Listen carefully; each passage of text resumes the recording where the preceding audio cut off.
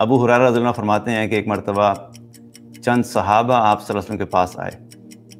اور آ کے عرض کی کہ اللہ کے رسول مشرکوں کے لیے بد دعا کر دیجیے. تو آپ صلی اللہ علیہ وسلم نے آگے سے انہیں کیا جواب دیا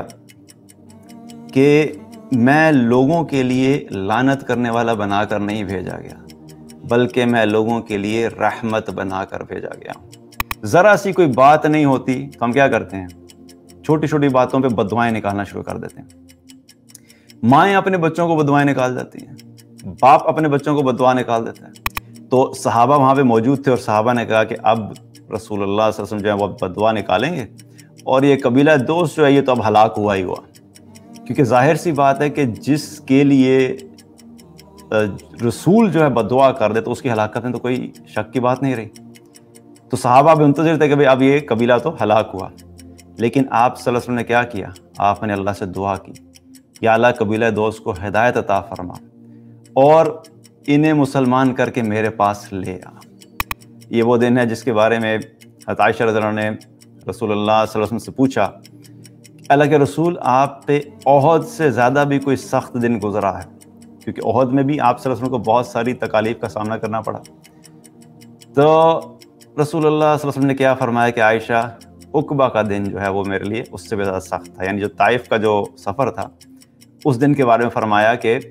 وہ دن میرے لیے جو ہے وہ بڑا سخت تھا. اور آپ وہاں سے چلتے چلتے 3 میل کے فاصلے پہ آ کے ایک باغ میں آپ نے پناہ لی اور اس وقت تک آپ صلی اللہ علیہ وسلم کا بہت زیادہ جو ہے وہ خون بہہ چکا تھا اور آبویسلی آپ صلی اللہ علیہ وسلم بڑی تکلیف میں تھے. تو آپ خود فرماتے ہیں کہ میں نے کیا دیکھا کہ مجھے اپنے اوپر ایک بادل کا سایہ محسوس ہوا. کیا دیکھتا ہوں کہ وہ جبریل علیہ السلام ہے اور جبریل علیہ السلام آئے اور مجھے کہا کہ اللہ تعالیٰ نے وہ ساری بات سن لی ہے جو آپ کی قوم نے آپ کے ساتھ کی ہے اور اللہ نے میرے ساتھ یہ پہاڑوں کا فرشتہ بھیجا ہے. آپ اس کو جو حکم دیں گے یہ کرنے کے لیے تیار ہے. اگر آپ کہیں گے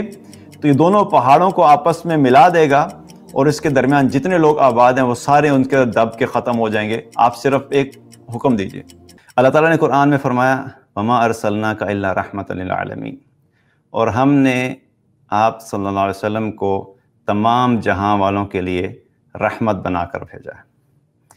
آپ صلی اللہ علیہ وسلم کو اللہ تعالیٰ نے صرف کسی خاص گروپ کے لیے، کسی خاص گروہ کے لیے، کسی خاص علاقے کے لیے، کسی خاص زبان بولنے والوں کے لیے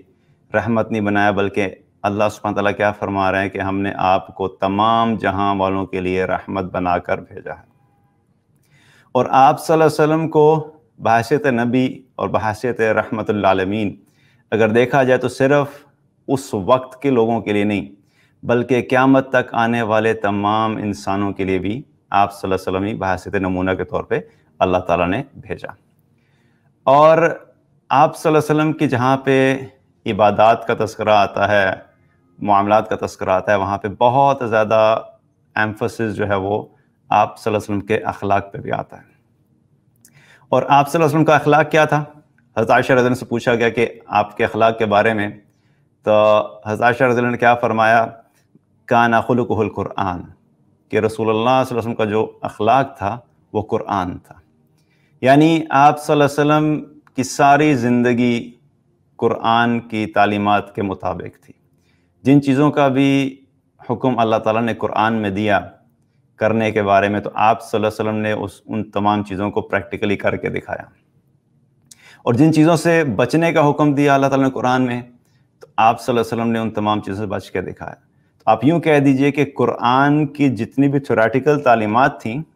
ان تمام تعلیمات کی جو پریکٹیکل ڈیمونسٹریشن ہے وہ رسول اللہ صلی اللہ علیہ وسلم نے اپنی زندگی میں کر کے دکھائی. تو یہ ہمارے لیے اٹسیلف ایک بہت بڑی رحمت ہے کہ اللہ سبحانہ تعالیٰ نے رسول اللہ صلی اللہ علیہ وسلم کے ذریعے سے وہ تمام چیزیں، تمام معاملات، تمام عبادات جو ہیں وہ پریکٹیکلی ہمیں کروا کے ہم تک پہنچائیں، تاکہ ہم جب ان چیزوں کو فالو کرنے کی کوشش کریں تو ہمیں ان کو فالو کرنے میں کوئی مشکل پیش نہ آئے. اس کے بارے میں ہم بہت زیادہ لمبی بات نہیں کریں گے، and will straight away come to the topic کہ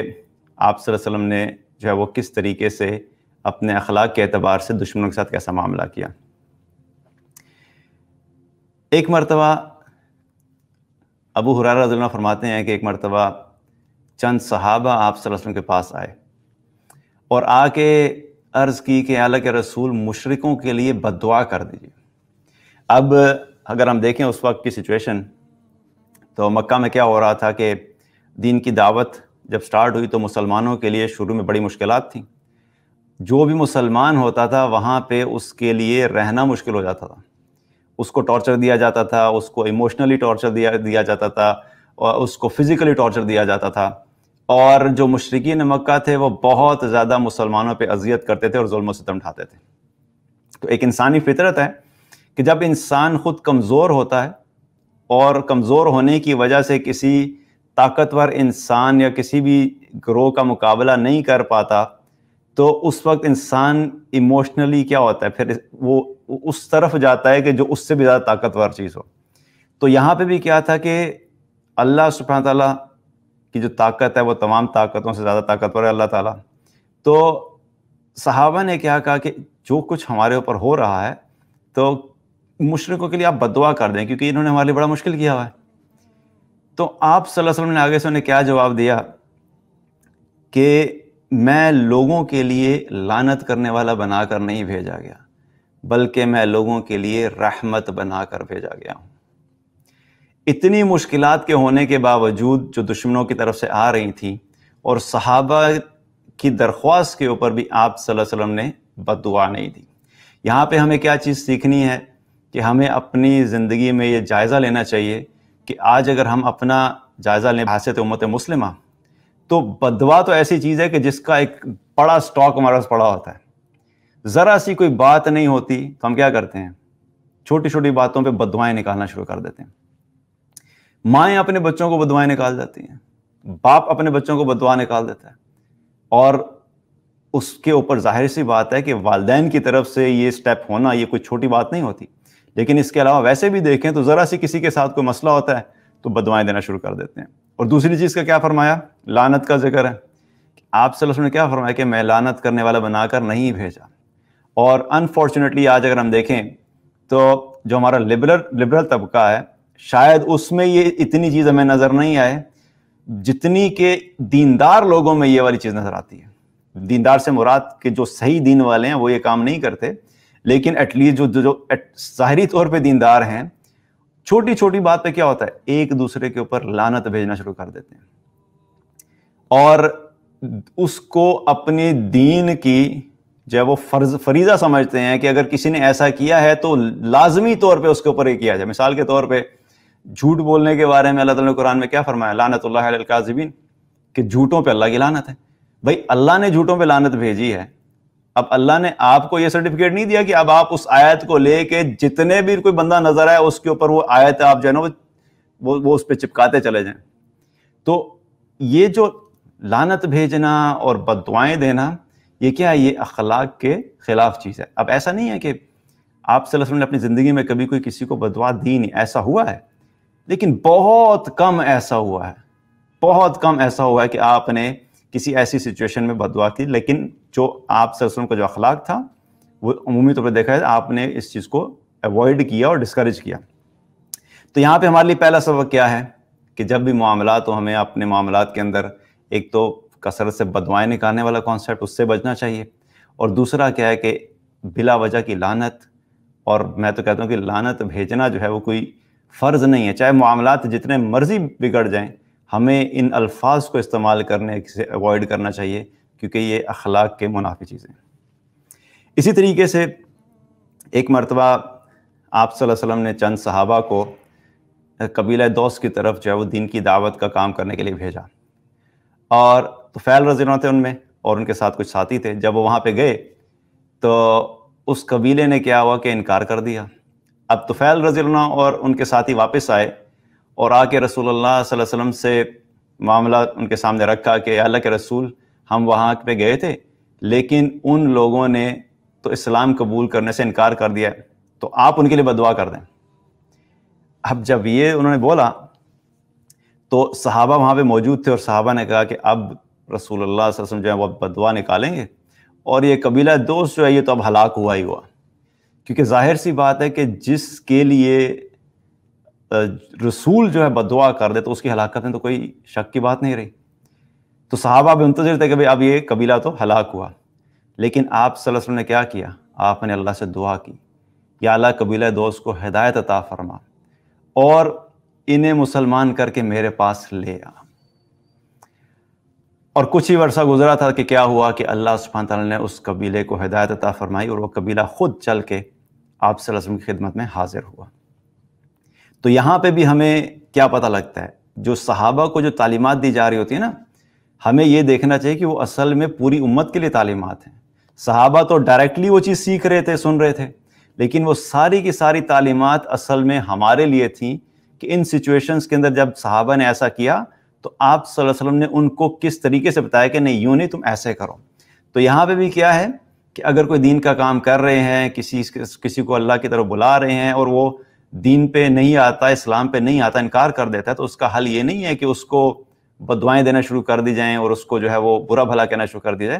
بلکہ اس صورت میں بھی کیا کرنا ہے؟ ان کی ہدایت کی دعا کرنی ہے،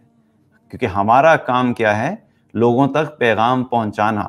لوگوں کو مسلمان کرنا، ان کو ایمان پہ لے کر آنا۔ اللہ تعالیٰ نے ہمیں اس کا مکلف نہیں بنایا، ہمیں صرف پیغام پہنچانے تک کی رسپانسبلٹی دی ہے، اور یہ رسپانسبلٹی ہمیں احسن طریقے سے پوری کرنی چاہیے۔ اس کے بعد اللہ سے دعا کرنی چاہیے کہ اللہ تعالیٰ ان کو آپ ہدایت عطا فرما دیں۔ تو یہاں پہ بھی آپ صلی اللہ علیہ وسلم نے بد دعا نہیں دی بلکہ الٹا دعا دی، اور آپ صلی اللہ علیہ وسلم کی دعا قبول ہوئی، اور اس دعا کے قبول ہونے کے نتیجے میں قبیلہ دوست ہیں وہ مسلمان ہوئے اور آپ کی خدمت میں حاضر ہوئے۔ اسی طریقے سے طائف کا واقعہ بڑا معروف ہے، ہم اکثر سنتے ہیں، اور یہ وہ دن ہے جس کے بارے میں حضرت عائشہ رضی اللہ عنہ نے رسول اللہ صلی اللہ علیہ وسلم سے پوچھا کہ اللہ کے رسول، آپ پہ احد سے زیادہ بھی کوئی سخت دن گزرا ہے؟ کیونکہ احد میں بھی آپ صلی اللہ علیہ وسلم کو بہت ساری تکالیف کا سامنا کرنا پڑا۔ تو رسول اللہ صلی اللہ علیہ وسلم نے کیا فرمایا کہ عائشہ، عقبہ کا دن جو ہے وہ میرے لیے اس سے بھی زیادہ سخت تھا، یعنی جو طائف کا جو سفر تھا اس دن کے بارے میں فرمایا کہ وہ دن میرے لیے جو ہے وہ بڑا سخت تھا۔ اب طائف کا جو واقعہ ہے وہ کیا، ہم سب جانتے ہیں کہ آپ صلی اللہ علیہ وسلم جب دین کی دعوت کا کام کر رہے تھے اور مکہ کے اندر اسلام کو بہت زیادہ ریزسٹنس مل رہی تھی، تو آپ صلی اللہ علیہ وسلم طائف میں گئے کہ وہاں پہ جا کے لوگوں کو دین کی دعوت کا کام، دین کی طرف بلاتا ہوں، ہو سکتا ہے کہ یہ لوگ مسلمان ہو جائیں۔ آپ صلی اللہ علیہ وسلم گئے تھے اور آپ کے ساتھ زید بن حارثہ رضی اللہ عنہ تھے۔ اب وہاں پہ پہنچے اور وہاں کے جو سردار تھے، آپ نے ان کو دعوت دی، تو انہوں نے کیا کیا کہ اس دعوت کا انکار کر دیا، وہ مسلمان نہیں ہوئے۔ اب مسلمان تو نہیں ہوئے بلکہ الٹا انہوں نے کیا کیا کہ وہاں پہ جو نوجوان تھے ان سے کہا کہ ان کو جو ہے وہ اذیت دو۔ اب آپ صلی اللہ علیہ وسلم جب واپس آ رہے تھے تو ان لوگوں نے کیا کیا کہ پتھر مارنا شروع کیے۔ اب زید بن حارثہ رضی اللہ عنہ جو تھے وہ آپ صلی اللہ علیہ وسلم کا دفاع کر رہے تھے، آپ کو کور کر رہے تھے کہ پتھر نہ لگیں، تو زید بن حارثہ رضی اللہ عنہ کو بہت سارے پتھر لگے، وہ بھی زخمی ہوئے، لیکن اس کے باوجود آپ صلی اللہ علیہ وسلم کو بھی بہت سارے پتھر لگے اور آپ بھی زخمی ہوئے۔ اور آپ وہاں سے چلتے چلتے 3 میل کے فاصلے پہ آ کے ایک باغ میں آپ نے پناہ لی، اور اس وقت تک آپ صلی اللہ علیہ وسلم کا بہت زیادہ جو ہے وہ خون بہہ چکا تھا، اور آبویسلی آپ صلی اللہ علیہ وسلم بڑی تکلیف میں تھے۔ اب آپ ذرا تھوڑی دیر کے لیے یہاں پہ سوچئے کہ ہم لوگ جب دین کی دعوت کا کام کرتے ہیں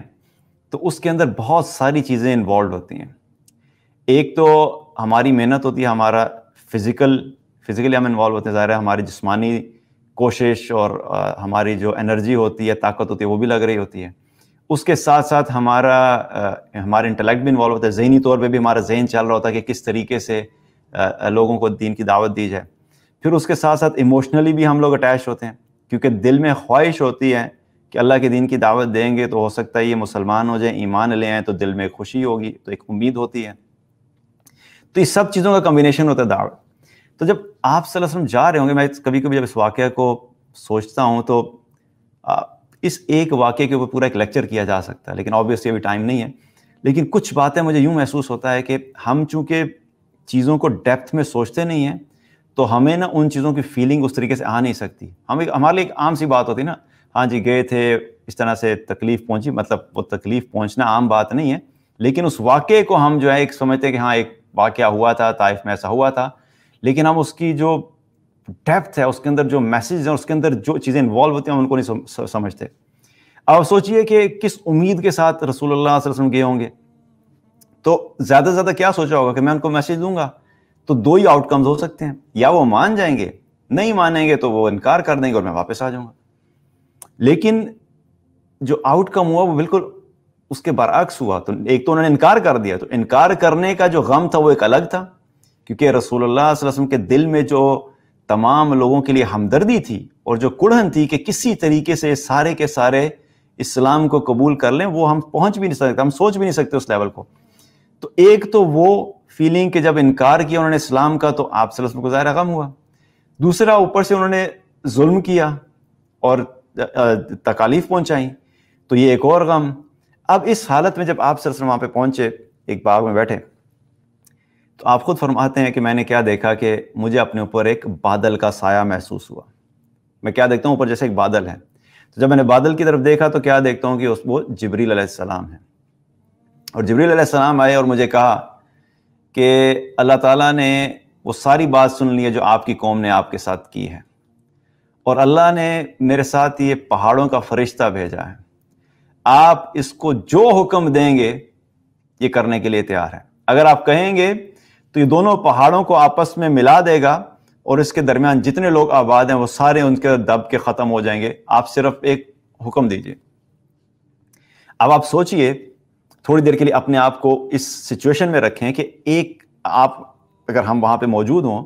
کسی نے ہمیں ہماری اتنی بڑی بات کا انکار کیا ہو، پھر اوپر سے جو ہے نا مذاق اڑایا ہو، پھر اوپر سے فزیکلی ٹارچر دیا ہو، پھر اوپر سے پتھر مارے ہو، اتنی تکالیف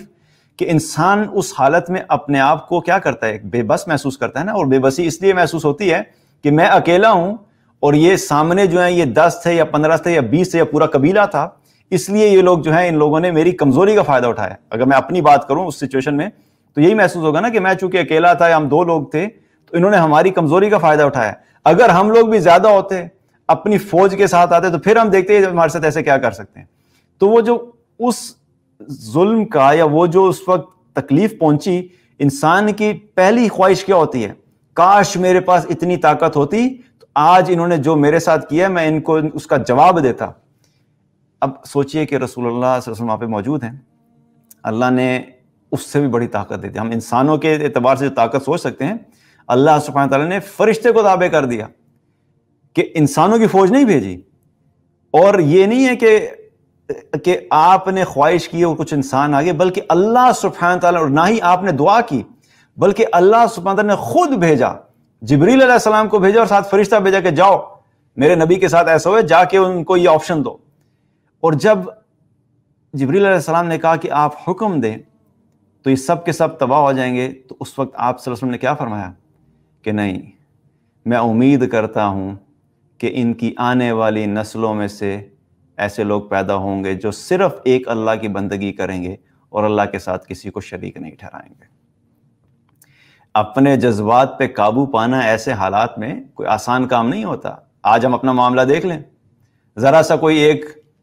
شخص ہمیں ذرا سی گالی دے دے تو اس کو ہم 2 گالیاں دیتے ہیں آگے سے، کوئی ایک تھپڑ مار دے تو اس کو ہم دنیا سے فارغ کرنے کے چکر میں ہوتے ہیں، کوئی ذرا سا ہماری بات کے خلاف بات کر دے، ایک بات کرے، ہم اس کو 10 باتیں سناتے ہیں۔ تو آج ہم کدھر کھڑے ہیں اخلاق کے اعتبار سے؟ اور اللہ کے رسول صلی اللہ علیہ وسلم کی آپ صبر دیکھیے، اور اتنی مشکل حالت میں بھی اپنے ایموشنز کو کنٹرول کرتے ہوئے جو لانگ ٹرم پرسپیکٹیو ہے، اور جو آپ صلی اللہ علیہ وسلم کے اندر جو رحمت تھی اور رحم تھا لوگوں کے لیے، وہ اتنا زیادہ تھا کہ ان دشمنوں کے لیے بھی کیا آپ نے بد دعا نہیں دی، بلکہ اس امید پہ چھوڑ دیا کہ ان کی آنے والی نسل جو ہیں وہ مسلمان ہوں گے۔ اور ایسا ہی ہوا کہ پھر بعد میں طائف سے لوگ کیا ہوئے، بہت سارے لوگ مسلمان ہو گئے۔ تو یہاں پہ کیا پتہ لگتا ہے کہ حالات جیسے بھی مشکل ہوں، ہمیں جو ہے وہ صبر سے کام لینا چاہیے، اپنے اندر وسعت قلب لے کے آنی چاہیے۔ اور یہ تو بہت بڑی بات تھی، چھوٹی چھوٹی باتوں کے اوپر کیا ہے کہ ہمیں اپنا جو ٹیمپرامنٹ لوز نہیں کرنا چاہیے اور لوگوں کے ساتھ برا معاملہ نہیں کرنا چاہیے۔